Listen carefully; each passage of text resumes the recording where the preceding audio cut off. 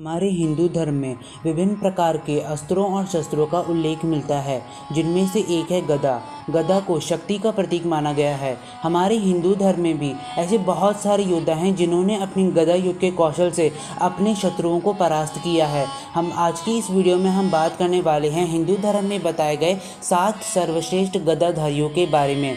आप में से शायद बहुत से लोग ऐसे होंगे जो हमारी इस सूची से सहमत नहीं होंगे और शायद बहुत से लोगों को इस सूची से बुरा भी लगे, तो उनसे हम क्षमा मांगते हैं। आपके अपने चैनल हिस्ट्री ऑफ गॉड में आपका बहुत बहुत स्वागत है। अगर आपने अभी तक हमारे चैनल को सब्सक्राइब नहीं किया तो हमारे चैनल को सब्सक्राइब कर दीजिए, इस वीडियो को एक लाइक कर दीजिए, बेल आइकन आएगा उसे ऑल पर सेट कर दीजिएगा ताकि हमारे लेटेस्ट वीडियो सबसे पहले आपके पास पहुँचे। तो शुरू करते हैं। नंबर 7, अंगद। अंगद वानर राज बाली और तारा के पुत्र थे। जो अंगद थे वो अपने पिताश्री की तरह ही गदा युद्ध में बहुत ही ज़्यादा माहिर थे। उन्होंने लंका युद्ध के समय अपने गदा युद्ध के कौशल से बहुत सारे शक्तिशाली असुरों को परास्त किया था। जो अंगद थे वो गदा युद्ध में और बल में बिल्कुल अपने पिताश्री बाली की तरह थे और वो रामायण काल के सबसे शक्तिशाली गदाधारियों में से भी एक थे। नंबर 6, सुग्रीव। सुग्रीव वानर राज बाली के भाई थे। कहा जाता है कि वह सूर्यदेव के पुत्र थे। कहा जाता है कि जो सुग्रीव थे वो अपने भाई बाली की तरह गदा युद्ध में बहुत ही ज़्यादा श्रेष्ठ योद्धा थे।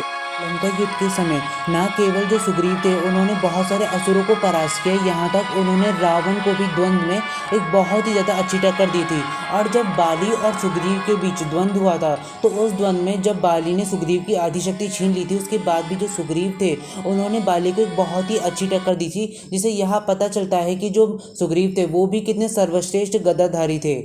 नंबर 5, दुर्योधन। दुर्योधन द्वापर काल के एक बहुत ही शक्तिशाली गदाधारी थे, जिन्होंने गदा युद्ध का प्रशिक्षण स्वयं बलराम जी से लिया था। बलराम जी के सबसे ज़्यादा योग्य शिष्यों में से एक थे दुर्योधन। महाभारत के युद्ध के समय जो दुर्योधन थे उन्होंने अपनी युद्ध पराक्रम से पांडवों की बहुत सारी सेना को परास्त किया था। जब कौरवों और पांडवों के बीच शक्ति प्रदर्शन हुआ था उस समय जो दुर्योधन थे उन्होंने भले ही भीम के साथ छल किया था, लेकिन इसके बावजूद भी जो भीम थे और दुर्योधन थे उन दोनों के बीच एक बहुत ही ज़्यादा घमासान युद्ध हुआ था, जिस युद्ध में जो दुर्योधन थे उन्होंने भीम को एक अच्छी टक्कर दी थी। नंबर 4, भीम। भीम भी दुर्योधन की तरह द्वापर काल के सर्वश्रेष्ठ गदाधारियों में से एक थे। जो भीम थे उन्होंने भी गदा युद्ध का प्रशिक्षण स्वयं बलराम जी से लिया था और जो भीम थे वो भी बलराम जी के सबसे ज़्यादा योग्य शिष्यों में से एक थे। महाभारत के युद्ध के समय जो भीम थे उन्होंने अपने गदा युद्ध के कौशल से कौरवों की बहुत सारी सेना को परास्त किया था और जो भीम थे उन्होंने अपने हाथों से 100 के 100 कौरवों का वध भी किया था।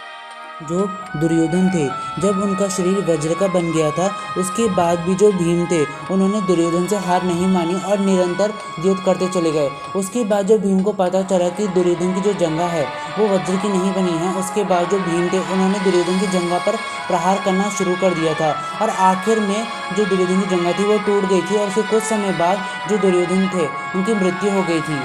नंबर 3, बाली। बाली त्रेता युग के एक बहुत ही शक्तिशाली गदाधारी थे। जो बाली थे वो देवराज इंद्र के पुत्र थे।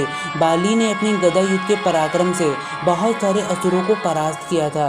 जो बाली थे वो इतने ज़्यादा वीर योद्धा थे कि उन्होंने तो अपने गदा युद्ध के पराक्रम से स्वयं लंकाधिपति रावण को भी परास्त किया था। और जब कभी भी बाली से कोई द्वंद्व करने के लिए आता था तो बाली कभी द्वंद्व से इनकार नहीं करता था, लेकिन जो कोई भी बाली से द्वंद्व करता था उसकी मृत्यु अवश्य होती थी। लेकिन जो श्री राम थे उन्होंने बाली का वध करने के लिए छल का प्रयोग किया। उन्होंने एक वृक्ष के पीछे छुपकर बाली को तीर मारा और बाली की मृत्यु हो गई थी, अन्यथा बाली का वध कर पाना बहुत ही ज़्यादा मुश्किल था। नंबर 2, बलराम जी।